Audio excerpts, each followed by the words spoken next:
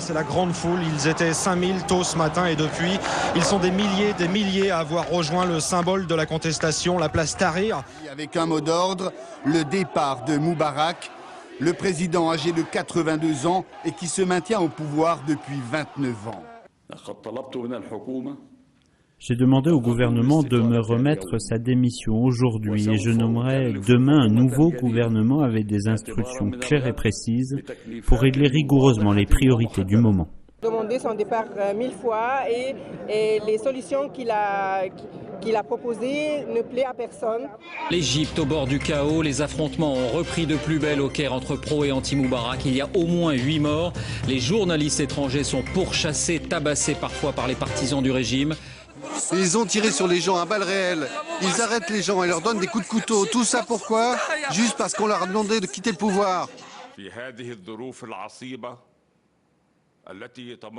Dans ces circonstances difficiles que traverse actuellement notre pays, le président Hosni Moubarak a décidé de démissionner de son poste de président et a chargé le Conseil suprême des armées de mener à bien les affaires de la nation. Que Dieu nous aide et nous guide.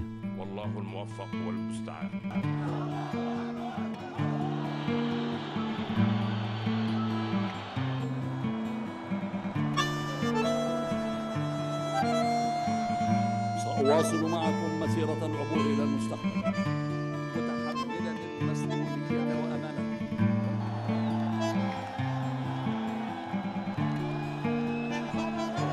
وأن أكون به تحقيقا لما آمن به السادات.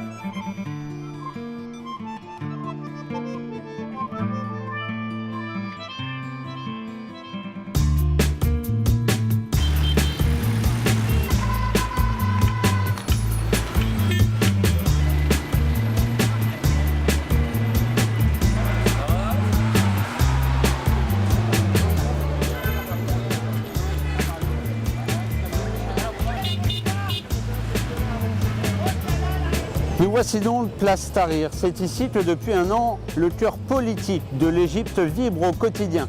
C'est ici aussi que le sort du président Moubarak a été scellé. Mais là où il y avait des dizaines de milliers de manifestants il y a un an, ils ne sont plus qu'une poignée aujourd'hui, une poignée en quête d'un second souffle. Égypte, la révolution inachevée. Voyez ce reportage signé Nouveau Regard. Un an après la révolution, voici désormais le visage de la place Tahrir. Les voitures font de nouveau la loi et la vie reprend son cours peu à peu. Mais les manifestants, eux, n'ont pas totalement disparu. Seulement, ils ne sont plus qu'une poignée installée dans quelques tentes insalubres.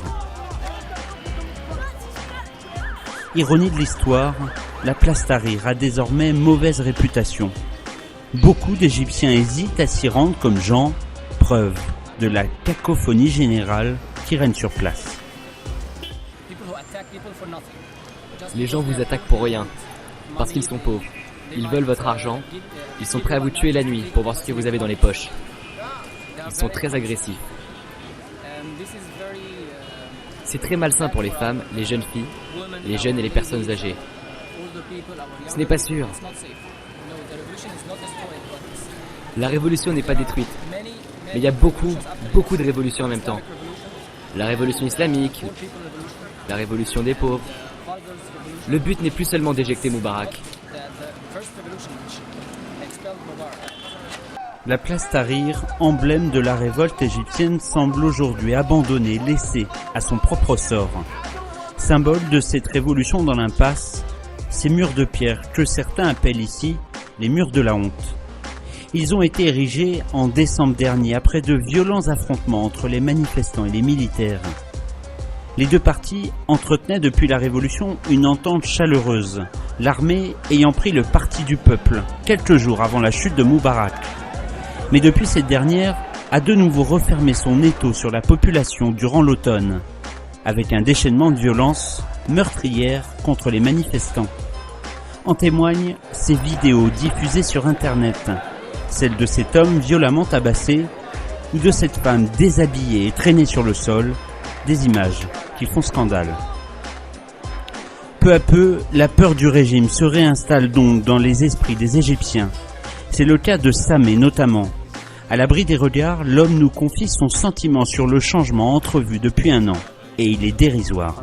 Moubarak n'est pas là, mais il y a beaucoup de gens qui disent que c'est lui qui règne toujours. Donc c'est pas vrai qu'il ne règne pas, on sait bien, mais c'est la même mentalité. Par exemple, on a changé les ministres, mais tous les sous-ministres sont les mêmes. Ils ne sont pas changés. Tous les secrétaires, tous les délégués, tout le monde sont pareils. Ils ne sont pas changés. Personne n'a changé. C'est seulement les têtes qui sont changées. Y compris dans la police ? Y compris dans la police, bien sûr. Les colonels sont les colonels. On n'a pas trouvé de nouveaux colonels. Hein. Même le nouveau ministre, il est bien. Il fait beaucoup de choses de bien maintenant. Il essaie de contrôler la rue. C'est un ancien colonel qui existait à l'ancien régime. Signe du malaise ambiant, le régime surveille de près les journalistes étrangers. Nous allons le découvrir à notre insu sur la place Tahrir. Un homme en veste bleue nous suit depuis notre arrivée accroché au téléphone. Il nous priera quelques instants plus tard de quitter les lieux. Comme si tout était à refaire, beaucoup n'hésitent plus à parler d'une seconde révolution pour en finir définitivement avec l'ère Moubarak. Nous venons ici pour bien rappeler au gouvernement que nous n'oublions rien. Nous sommes toujours en révolution. Nous n'avons pas fini. La révolution continue. Rien n'est fini. Mais beaucoup d'Égyptiens se disent frustrés, fatigués. Vous pensez que le futur sera bon ? Pour ce qui est du futur, après une révolution, il faut du temps. Nous avons besoin de temps. Nous devons être patients pour faire quelque chose. Après la révolution, quand tout sera bon, alors nous pourrons construire notre pays. Un bon système éducatif, de santé, de justice. C'est ça la liberté. C'est très important. L'homme ne nous en dira pas plus. Quelqu'un l'interpelle, il doit s'éclipser de la place. Preuve que la démocratie égyptienne n'est pas encore née.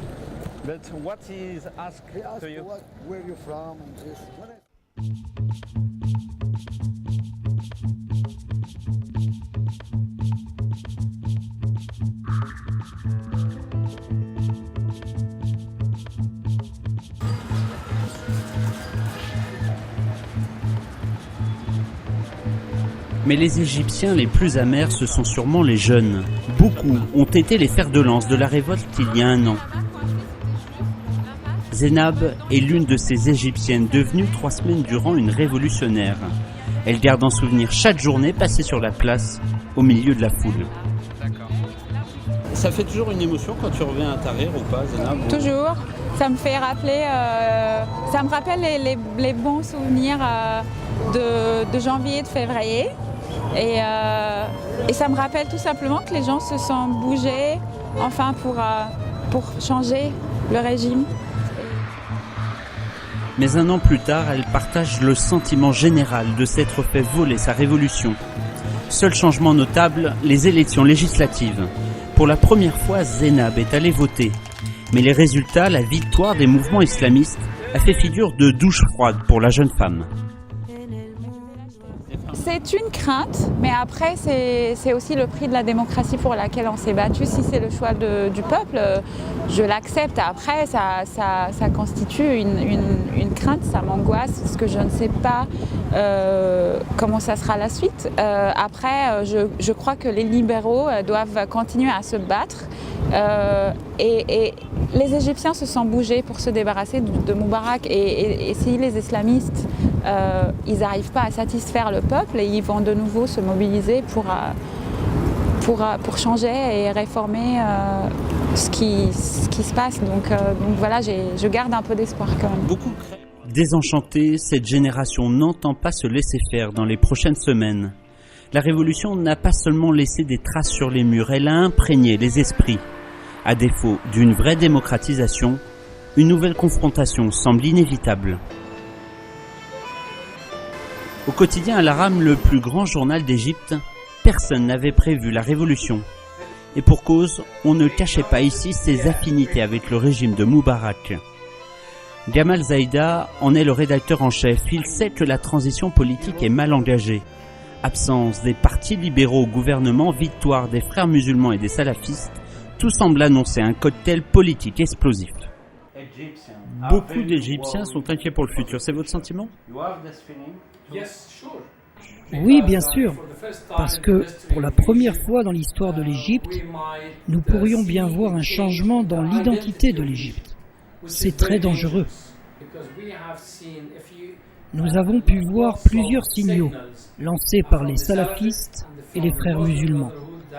Et il semble annoncer que ces derniers veulent faire évoluer la nouvelle constitution pour faire évoluer ce pays vers un pays religieux. Or, l'Égypte a toujours été un État laïque depuis des décennies. Un État où tout le monde s'accepte et vit ensemble. Le 25 janvier, le peuple égyptien fêtera le premier anniversaire du lancement de sa révolution, un tournant dans l'histoire millénaire de l'Égypte qui semble en annoncer d'autres, tant l'avenir de l'un des plus grands pays d'Afrique n'a jamais semblé aussi flou.